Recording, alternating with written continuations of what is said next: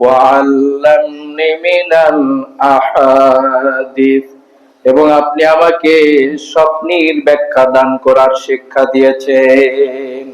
আমি সুন্দর করে মানুষের স্বপ্নের ব্যাখ্যা তাদের সামনে উপস্থাপন করতে পারি, বলুন সুবহানাল্লাহ।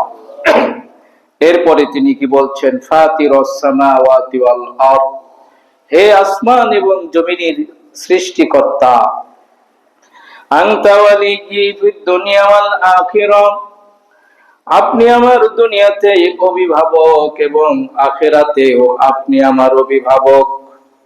তাওয়াফানি মুসলিমা, আপনি আমাকে মুসলমান অবস্থায় মৃত্যু দান করুন, বলুন সুবহানাল্লাহ। আপনি আমাকে মৃত্যু দান করবেন। তিনি দোয়া করছেন, হে আল্লাহ, আমাকে মৃত্যু দান করো এমন অবস্থায়, যে অবস্থায় যেন আমি আপনার আনুগত্যশীল হতে পারি। ওয়া আলহিকনি বিসসালিহিন, এবং এমন অবস্থায় আমাকে তুমি মৃত্যু দাও আমি যেন সৎকর্মশীলদের অন্তর্ভুক্ত হতে পারি, বলুন সুবহানাল্লাহ। এগুলো ছিল ইউসুফ আলাইহিস সালাতু ওয়াস সালামের আল্লাহর কাছে ফরিয়াদ।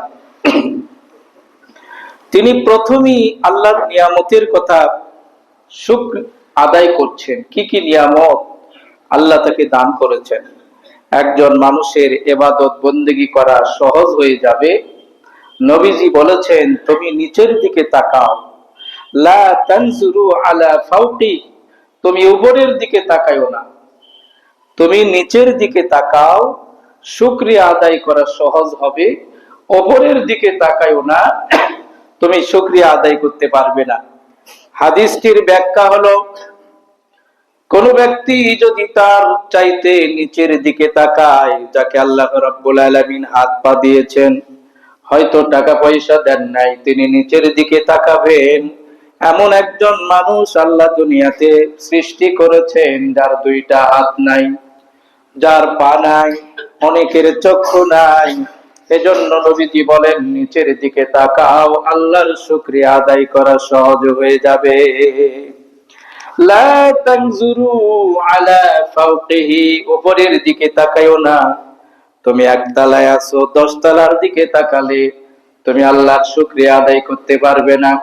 এজন্য ইউসুফ আলাইহিস সালাতু ওয়াস সালাম দোয়া করার পূর্বে আল্লাহ রাব্বুল আলামিনের নিয়ামতের শুকরিয়া আদায় করেছেন। রব, আমাকে আমার ভাইরা কুফে ফেলে দিয়েছিল, আমি সেখান থেকে মিশরের বাজারে বিক্রি হয়েছিলাম, সেখান থেকে কারাগারে গিয়েছিলাম, সেখান থেকে আপনি আমাকে আজকে মিশরের রাষ্ট্রপতি বানিয়ে দিয়েছেন। শুকরিয়া আদায় করছেন। এরপরে বলছেন, ওয়া আল্লামতানি মিন তাওয়িলিল আহাদিস, আমি কারাগার থেকে মুক্তি পেতাম না যদি রাজার একটা স্বপ্নের ব্যাখ্যা আমি সুন্দর করে দিতে না পারতাম। স্বপ্নের ব্যাখ্যা আপনি আমাকে শিক্ষা দিয়েছেন, এই স্বপ্নের ব্যাখ্যা সুন্দর করে দেওয়ার কারণে আজকে আমি জেলখানা থেকে মুক্ত হতে পেরেছি। এরপরে বলছেন, ওগো আসমান এবং জমিনের মালিক, আল হাইয়ুল কাইয়ুম, আপনি চিরঞ্জীব এবং চিরস্থায়ী। ইয়া রব, আনতা ওয়ালিয়্যি ফিদ দুনিয়া ওয়াল আখিরাহ, আপনি আমার অভিভাবক দুনিয়া এবং আখিরাতে। এরপরে আল্লাহ রাব্বুল আলামিনের শাহী দরবারে দোয়া করছেন, তাওয়াফানি মুসলিমান ওয়া আলহিকনি বিসসালিহিন, হে আল্লাহ, তুমি আমাকে যখন মৃত্যু দিবে, জন্মেছি যখন, মৃত্যু তো হবেই, মৃত্যুর হাত থেকে কোনো ব্যক্তি রেহাই পাবে না। ওই অবস্থায় তুমি আমাকে মৃত্যু দান করিও, মুসলিম অবস্থায় আত্মসমর্পণকারী হিসাবে আমাকে মৃত্যু দান করিও। মুমিন সবাই, কলেমা পড়লে মুমিন হওয়া যায়, মাথায় টুপি দিলে মুমিন হওয়া যায়, দাড়ি রাখলে মুমিন হওয়া যায়, কিন্তু মুসলিম হওয়া যায় না। এজন্য আল্লাহ রাব্বুল আলামিন বলেন, ইয়া আইয়ুহাল্লাযীনা আমানুত্তাকুল্লাহা হাক্কা তুকাতিহি ওয়া লা তামুতুন্না ইল্লা ওয়া আনতুম মুসলিমুন। আল্লাহ পাক ডাক দিয়েছেন, হে ঈমানদারীরা, আল্লাহ রাব্বুল আলামিনকে যথাযথ ভয় করো। ওয়ালা তামুতুন্না, এখানে দুইটা তাকিদ আল্লাহ ব্যবহার করেছেন, একটা হলো লা আর একটা হলো তুন্না। দুইটা তাকিদ ব্যবহার করে আল্লাহ বলেন, মরো না, কখনোই মরো না মুসলমান না হওয়া পর্যন্ত। মুসলিম কারা? যারা নিজের জীবন সকাল থেকে সন্ধ্যা পর্যন্ত, সন্ধ্যা থেকে সকাল পর্যন্ত, অর্থাৎ 24 আওয়ার্স, এই 24 আওয়ার্স এর ভিতরে একটা সময়ও আল্লাহ রাব্বুল আলামিনের অবাধ্য হয় না। সুবহানাল্লাহ, একটা সময়ও অবাধ্য হয় না। মুসলিম আনুগত্যশীল, অর্থাৎ সর্ব অবস্থায় আল্লাহর আনুগত্য করে চলে, এই ব্যক্তিটা হলো মুসলিম। আল্লাহ রাব্বুল আলামিন বলেন, এরকম আনুগত্যশীল না হওয়া পর্যন্ত মৃত্যুবরণ করো না। এজন্য হযরতে ইউসুফ আলাইহিস সালাতু ওয়াস সালাম দোয়া করেছেন, তাওয়াফানি মুসলিমা। আমরাও দোয়াটা নামাজের পরে দোয়ার সময় আমরা বলি, হে আল্লাহ, তুমি আমাকে মুসলিম হিসাবে মৃত্যু দান করো। এখানে তিনি মৃত্যু কামনা করেন নাই, এখানে তিনি মুসলিম অবস্থায় মৃত্যু কামনা করেছেন। বলুন সুবহানাল্লাহ। কোন ব্যক্তির পক্ষে মৃত্যু কামনা করা জায়েজ নাই। হে আল্লাহ, অভাব সহ্য হয় না, মৃত্যু দাও। কষ্ট সহ্য হয় না, মৃত্যু দাও, এমন কথা বলা মুসলমানদের জন্য জায়েজ করা হয় নাই। যত রকমেরই বিপদ মুসলিমদের জন্য আসুক না কেন, কোন ব্যক্তি কখনো কখনো মৃত্যু কামনা করতে পারবে না। আত্মহত্যা করা তো মহাপাপ।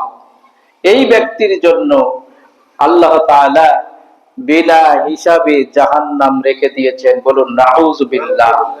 মুসলিম কখনো আত্মহত্যা করতে পারে না, এটা সম্পূর্ণরূপে হারাম করে দেওয়া হয়েছে। যত বড়ই বিপদ মানুষের জীবনে আসুক না কেন, ইসলাম এটাকে কখনো অনুমোদন করে না।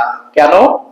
এই জন্যই করে না, আমার আপনার মাথা থেকে পা পর্যন্ত এটা আল্লাহ তাআলা আমাদেরকে আমানত হিসাবে দিয়েছেন। বলুন সুবহানাল্লাহ। এটা আমানত। এই আমানতের কোনো একটা অংশ খেয়ানত করার অধিকার আমাদের নাই। এজন্য রক্তও বিক্রি করা জায়েজ নাই, কারণ এই রক্তটার মালিক তো আমি না। আপনি কাউকে দিতে পারবেন, কিন্তু এই রক্তের বিনিময়ে আপনি কোনো মূল্য নিতে পারবেন না, এটাকে ইসলাম হারাম করে দিয়েছে। অযথা কোনো ব্যক্তি নিজের শরীরে চাকু মারতে পারবে না, রক্ত ঝরাইতে পারবে না। আল্লাহ রাব্বুল আলামিন এই শরীরটা আমাকে আপনাকে আমানত দিয়েছেন, এর কোন একটা জিনিসের কেউ যদি খেয়ানত করে, কিয়ামতের ময়দানে আল্লাহ তাকে জবাবদিহি করবে।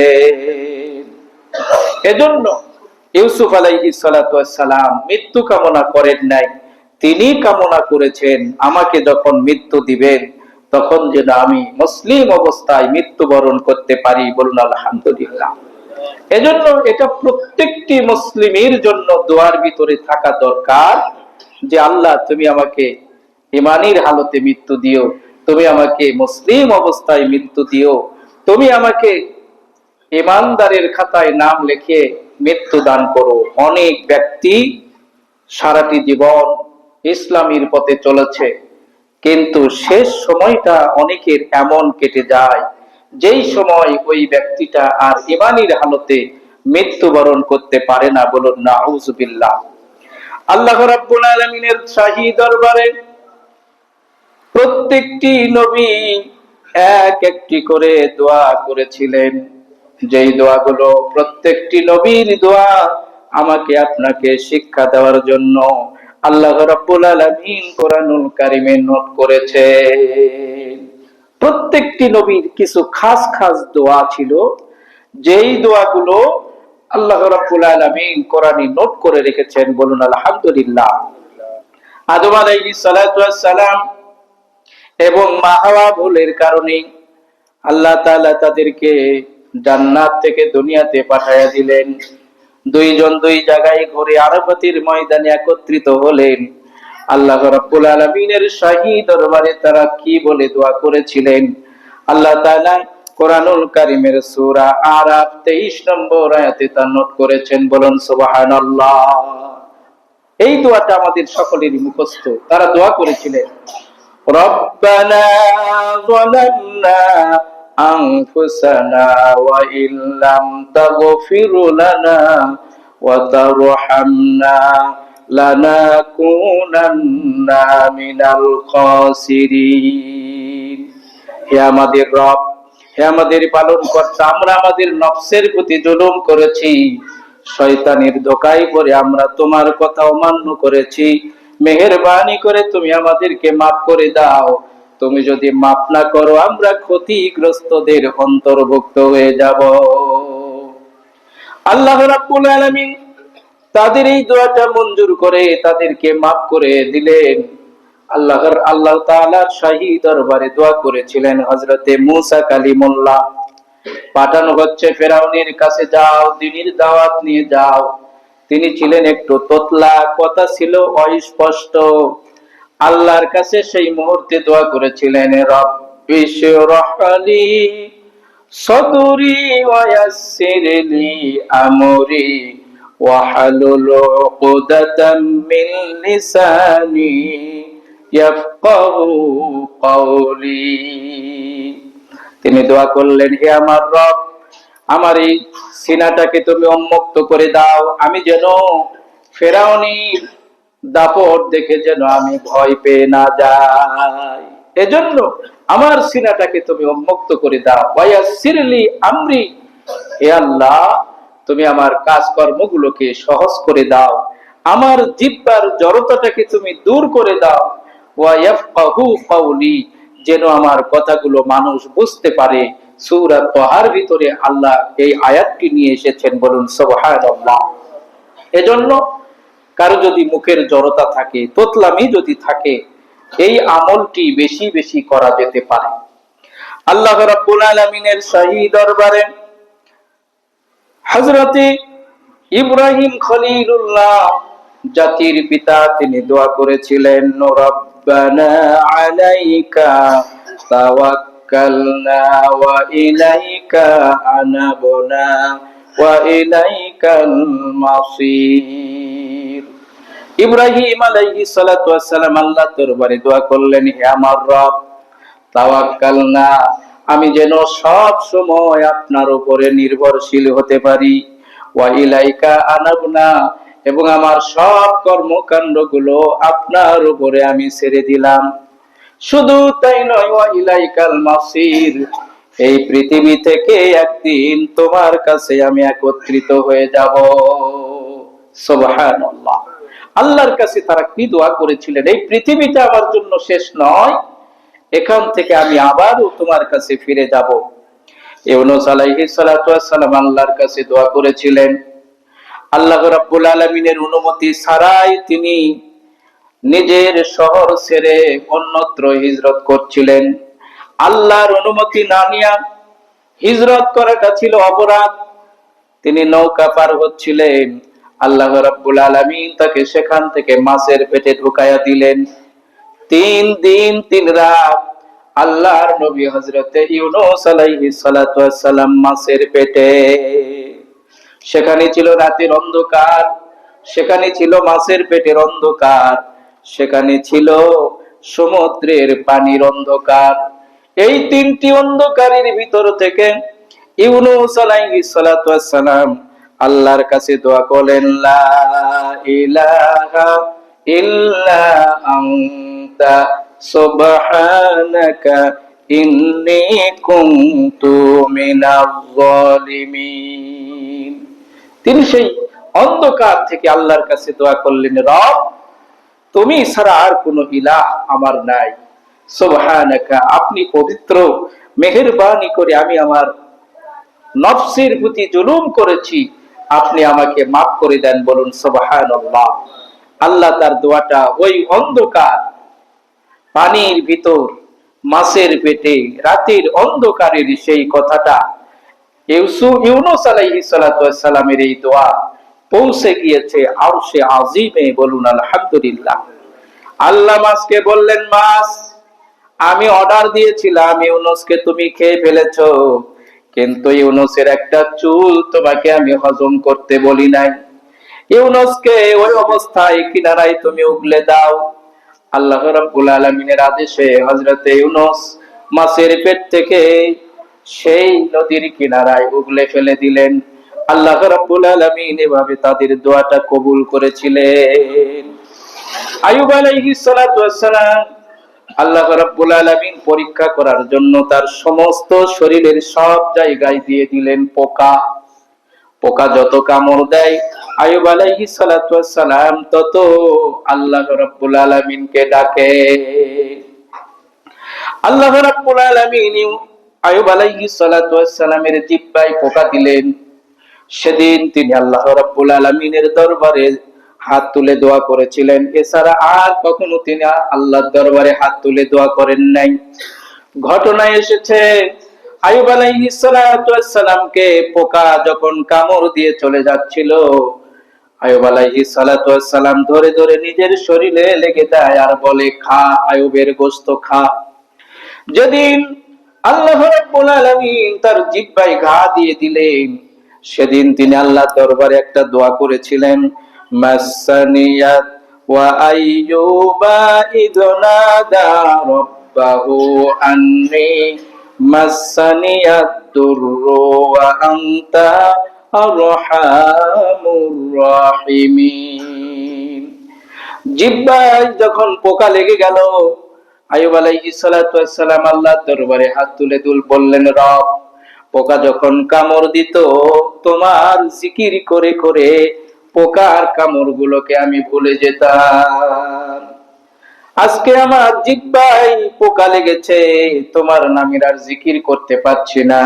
ওয়া আইয়ুবা ইদ নাদা রাব্বাহু, সেই মুহূর্তে তিনি আল্লাহ রাব্বুল আলামিনের শাহী দরবারে ফরিয়াদ করলেন, আন্নী মাসানিয়াত দুররু ওয়া আনতা আরহামুর রাহিমিন। হে আল্লাহ, আমাকে রোগ শোক আমাকে কাতর করে ফেলেছে, মেহেরবানি করে এখান থেকে আপনি আমাকে রক্ষা করুন। ওয়া আনতা আরহামুর রাহিমিন, পৃথিবীতে যত দয়ালু আছে সব চাইতে আপনার দয়া বেশি, বলুন আলহামদুলিল্লাহ। আমার আপনার নবী মুহাম্মাদুর রাসূলুল্লাহ সাল্লাল্লাহু আলাইহি ওয়াসাল্লাম আল্লাহর দরবারে দোয়া করেছেন, রব্বানা আতিনা ফিদ দুনিয়া হাসানাতাও ওয়া ফিল আখিরাতি হাসানা ওয়া কিনা আযাবান নার। আখেরি নবীর দোয়া একটু লক্ষ্য করে দেখবেন, অন্যান্য নবীদের দোয়া ছিল একরকম, কিন্তু আমার আপনার নবীর দোয়া হলো সকল নবীদের চাইতে আলাদা। অন্যান্য নবীরা দোয়া করেছে নিজের জন্য, হে আল্লাহ, আমাকে তুমি রোগ থেকে বাঁচাও, আমি তোমার মুখাপেক্ষী হলাম। আমার আপনার নবী দোয়া শিখাইয়া দিলেন, রব্বানা আতিনা ফিদ দুনিয়া, হে আল্লাহ, মেহেরবানি করে এই দুনিয়াতে তুমি আমাকে হাসানা দান করো, কল্যাণ দান করো, ওয়া ফিল আখিরাতি হাসানা, আখিরাতেও তুমি আমাকে কল্যাণ দান করিও, ওয়া কিনা আযাবান নার, এবং জাহান্নামের আগুন থেকে তুমি আমাকে মুক্ত করে দাও। দুনিয়াতেও মুক্ত করো, আখিরাতেও মুক্ত করো। এটি ছিল আমার আপনার নবীর দোয়া, বলুন আলহামদুলিল্লাহ। মুসলিম শরীফের হাদিস, আল্লাহর নবী বলেন, পৃথিবীতে যত রকমের দোয়া রয়েছে শ্রেষ্ঠ দোয়া হলো এইটা। ৭০৩৫ নম্বর মুসলিম শরীফের হাদিস। এজন্য মুসলমানেরা যখন দোয়া করবে দুনিয়ার জন্য দোয়া করবে, কারণ দুনিয়া ছাড়া আখিরাত করা সম্ভব নয়। আর দুনিয়াও মাজরাআতুল আখিরাহ, দুনিয়াটা হলো আখিরাতের ক্ষেত স্বরূপ। দুনিয়াতে আপনি যদি ভালো না থাকেন আখিরাতের কল্যাণ করা সম্ভব নয়। এজন্য দুনিয়াতেও গুনাহ থেকে মুক্তির জন্য পাপ কাজ থেকে মুক্তির জন্য যেরকম দোয়া করবে, আখিরাতেও কল্যাণের জন্য একজন মানুষ আল্লাহর কাছে দোয়া করবে। বলুন সুবহানাল্লাহ। এজন্য আখিরাতের কল্যাণ যেই কাজের ভিতরে আছে সেই কাজটা দোষণীয় নয়। যেই কাজের মাধ্যম দিয়ে আখিরাতের কল্যাণ হাসিল হবে সেই কাজটা দুনিয়াতে কল্যাণ নয়। এজন্য আল্লাহ রাব্বুল আলামিন কোরআনুল কারীমের সূরা মায়েদার ভিতরে ঘোষণা করেছেন, তারা কাসীরাম মিনহুম ইউসারিউনা ফিল ইসমি ওয়াল উদওয়ান ওয়া আকলিহুমুস সুহতা। নবীজিকে আল্লাহ রাব্বুল আলামিন বলছেন, তারা কাসীরাম মিনহুম, আপনি এই পৃথিবীতে অনেক মানুষকে দেখবেন। আয়াতে কারিমাটির দিকে আমরা সকলে একটু লক্ষ্য করি। এই সমাজের মানুষগুলো অনেক আমরা পাবো। আল্লাহ রাব্বুল আলামিন বলছেন, তারা কাসীরাম মিনহুম, হে নবী আপনি এই পৃথিবীতে কিছু সংখ্যক অধিকাংশ মানুষকে আপনি দেখবেন। কাসীরা মানে অধিকাংশ, কলিলুন মানে হলো অল্প। আল্লাহ রাব্বুল আলামিন বলেন এই পৃথিবীতে আপনি অধিকাংশ মানুষকে দেখবেন ইউসারিউনা ফিল ইসমি, তারা পাপ কাজের দিকে দৌড়ায়।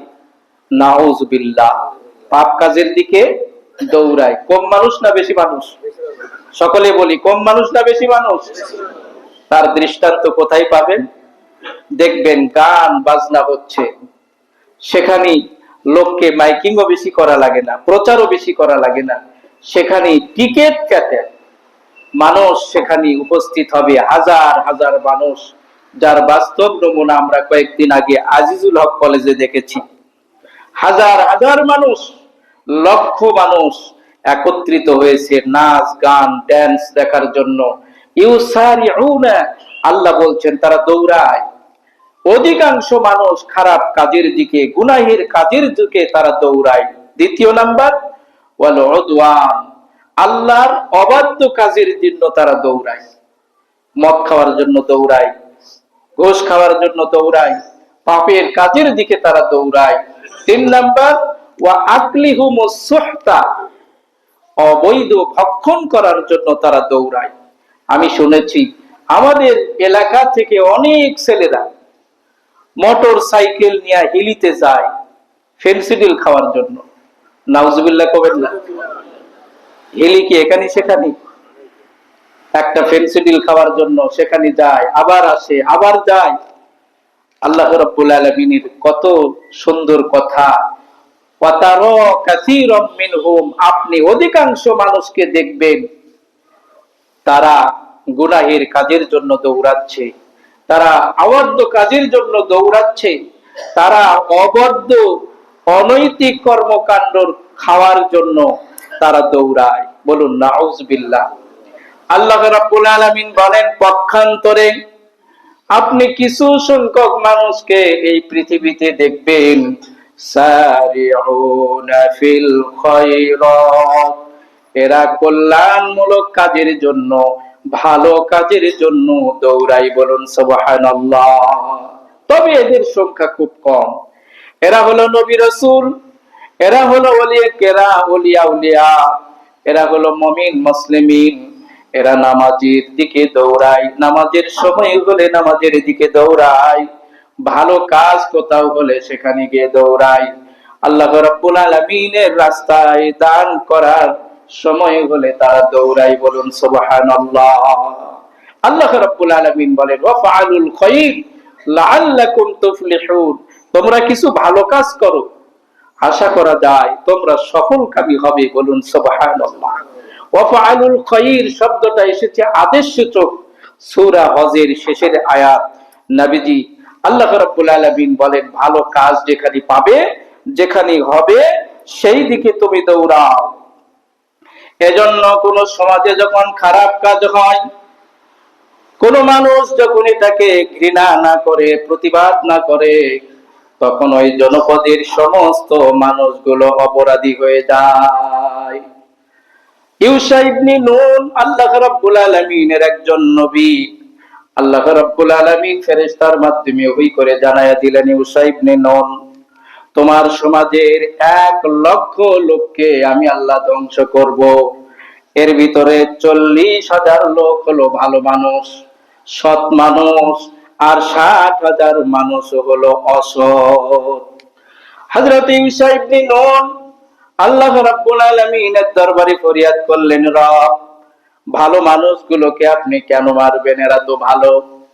40-60,000 খারাপ মানুষকে আপনি ধ্বংস করবেন এটা বুঝলাম, কিন্তু ভালো মানুষগুলোকে আপনি কেন মারবেন?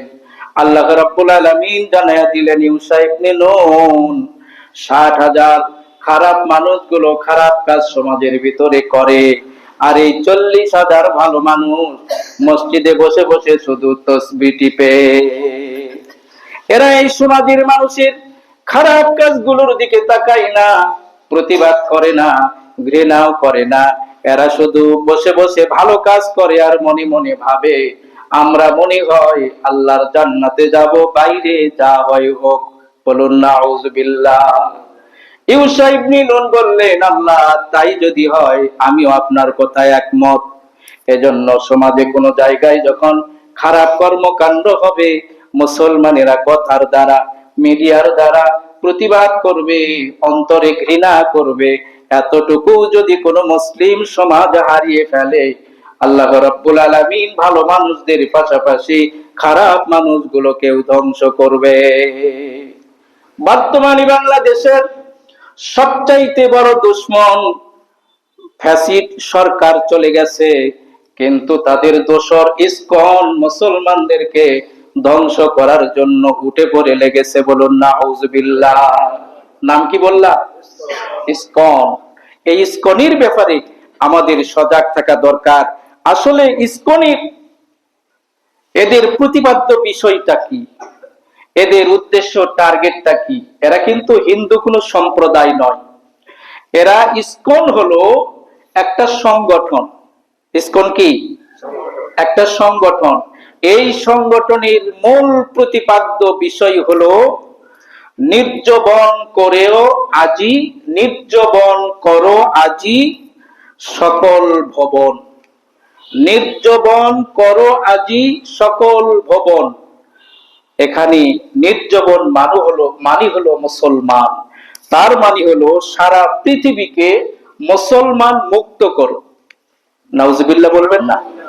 তাদের মূল প্রতিপাদ্য বিষয় কি? সারা বিশ্বকে মুসলমান মুক্ত করো। এজন্য তারা এই ইসকন, এই সংগঠন, এরা হিন্দুদের নাম দিয়া ইহুদিদের দালালি হিসাবে বিভিন্ন জায়গায় তাদের শিকড় গেড়েছে। এদের মূল টার্গেট হলো নিম্ন বর্ণ হিন্দুদের সাথে মিশে যাওয়া, নিম্ন বর্ণের মানুষগুলো যেখানে বসবাস করে সেখানে তাদের মন্দির তৈরি করা, এবং হিন্দুদের ভিতরে বিভিন্ন দল তৈরি করা। হিন্দু জাগরণ মঞ্চ, হিন্দু জোট, হিন্দু খ্রিস্টান বৌদ্ধ জোট, বিভিন্ন জোট গঠন করে মুসলমানদের ভিতরে বিভেদ সৃষ্টি করছে। দুর্ভাগ্যজনক কথা হলো, বাংলাদেশের ইতিহাসে যেই ঘটনা ঘটে নাই, কয়েকদিন আগে কোর্ট আদালতে একজন মুসলিম বীর সেনা, একজন অ্যাডভোকেটকে তারা শুধু হত্যা করে নেয়, গরুর মতো তারা জবহ করেছে। বলুন নাউজুবিল্লাহ। তাদের শাস্ত্র বলে গরু জবহ করা মহাপাপ, কিন্তু মুসলিমদেরকে জবহ করা গুনাহ নয়। নাউজুবিল্লাহ। এজন্য ইসকন মুসলমানদের জন্য বর্তমান সময়ে বিরাট একটি শত্রু। আল্লাহ রাব্বুল আলামিন তাদের এই ষড়যন্ত্রকে প্রতিহত করবেন, নস্যাৎ করবেন ইনশাআল্লাহ। আল্লাহ রাব্বুল আলামিন সূরা ইউসুফের ভিতরে, সূরা ফাতিরের ভিতরে সেই কথাটা বলেছেন, ওয়া মাকারু সাইয়্যাতিহিম। আমি আল্লাহ রাব্বুল আলামিন মন্দ কাজের যারা ফন্দি করে, আল্লাহ রাব্বুল আলামিন তাদের এই মন্দকে নস্যাৎ করে দেন। বলুন আলহামদুলিল্লাহ। কাফির মুশরিকদের সকল ষড়যন্ত্র আল্লাহ রাব্বুল আলামিন নস্যাৎ করে দিবেন। ভবিষ্যতের আল্লাহর রাসূলের একটা হাদিস, এই উপমহাদেশের মুসলমানদের একটা যুদ্ধ হবে, গজওয়াতুল হিন্দ। ভারতের সঙ্গে এই উপমহাদেশের মুসলিমদের একটা যুদ্ধ হবে, মনে হয় যেন সেদিকেই আমরা চলছি। আল্লাহ তাআলা আমাদেরকে হেফাজত করুন, বলুন আমিন।